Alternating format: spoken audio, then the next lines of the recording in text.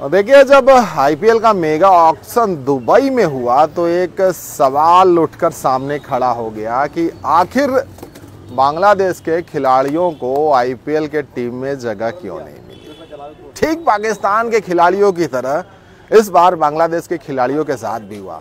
क्या बांग्लादेश के खिलाड़ियों को आईपीएल में बैन कर दिया गया है? 577 खिलाड़ी इस मेगा ऑक्शन में लिस्टेड थे, उसमें से 182 खिलाड़ियों को 10 टीमों ने खरीदा है और तकरीबन 669 करोड़ रुपए खर्च कर दिए गए। इतने सारे पैसे खर्च होते हैं आईपीएल में। आप समझिए कि आईपीएल की कुव्वत, आईपीएल की लोकप्रियता, आईपीएल में पैसे की किस तरीके से भरमार है।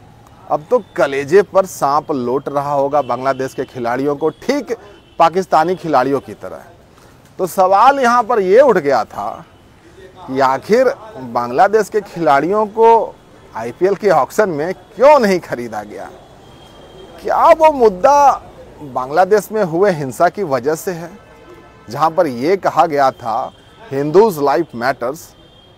तो क्या वो असर कर गया?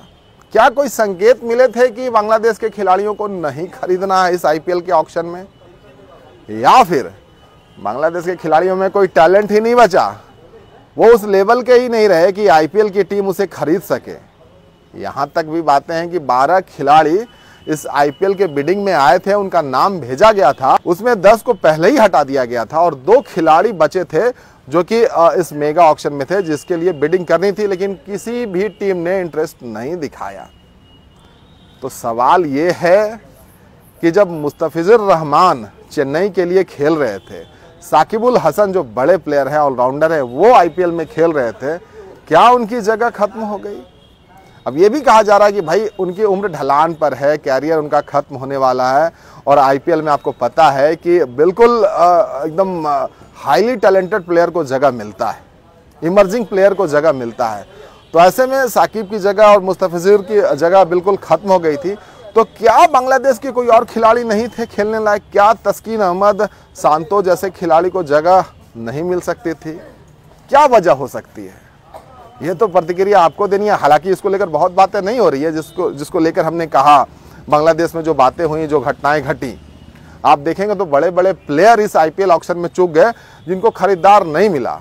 डेविड वार्नर का नाम आप ले सकते हैं, उसमें बैरिस्टो का नाम जोड़ सकते हैं, केन विलियमसन का नाम आप बोल सकते हैं, पृथ्वी शॉ जिसके लिए सचिन तेंदुलकर और सहवाग से तुलना होती थी, वो इस आईपीएल ऑक्शन में नहीं है, उनको कोई खरीदार नहीं मिला। शार्दुल ठाकुर को कोई खरीदार नहीं मिला।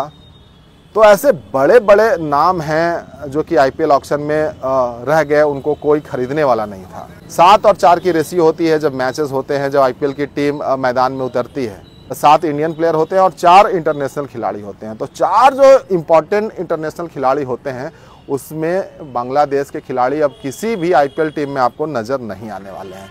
ठीक पाकिस्तानी खिलाड़ी की तरह जो खुलकर बैन किए गए हैं आईपीएल में, कई सालों से पाकिस्तान के खिलाड़ी आईपीएल में नहीं खेल रहे हैं, उसको लेकर बड़ी चर्चा होती है। बहुत हाय तौबा पाकिस्तान के खिलाड़ी मचाते हैं, पाकिस्तान में मस्ती है कि भैया आईपीएल में खेलने को मौका मिल जाता है। आपको पता है कि पाकिस्तान का जो लीग होता है वो फिर आईपीएल जो होता है उसमें आसमान ज़मीन का अंतर है। मतलब इतना बड़ा अंतर है कि आप समझ लीजिए कि भाई वो एकदम फ़कीरों की तरह वहाँ पर क्रिकेट होता है। बिल्कुल जो मुल्क के हालात हैं उस तरीके से वहाँ पर क्रिकेट खेली जाती है और जो पैसे मिलते हैं। और आईपीएल की अब बात करेंगे तो रिचेस्ट ये एक तरीके से वो टूर्नामेंट है जो करवाई जाती है। आप देखिए ऋषभ पंत 27 करोड़ में बिके हैं, जो सबसे महंगे खिलाड़ी हैं इस आईपीएल 2025 के सीज़न के। तो आप समझ सकते हैं कि पैसों की बारिश किस तरीके से होती है। बहरहाल सवाल यही है कि आखिर बांग्लादेश के खिलाड़ियों को आईपीएल में क्यों जगह नहीं मिली, कोई खरीदार क्यों नहीं मिला? कोई संकेत था टीम में उन्हें नहीं रखना था, या फिर वाकई में बांग्लादेश के खिलाड़ियों में अब टैलेंट नहीं बचा? प्रतिक्रिया आपको देनी है।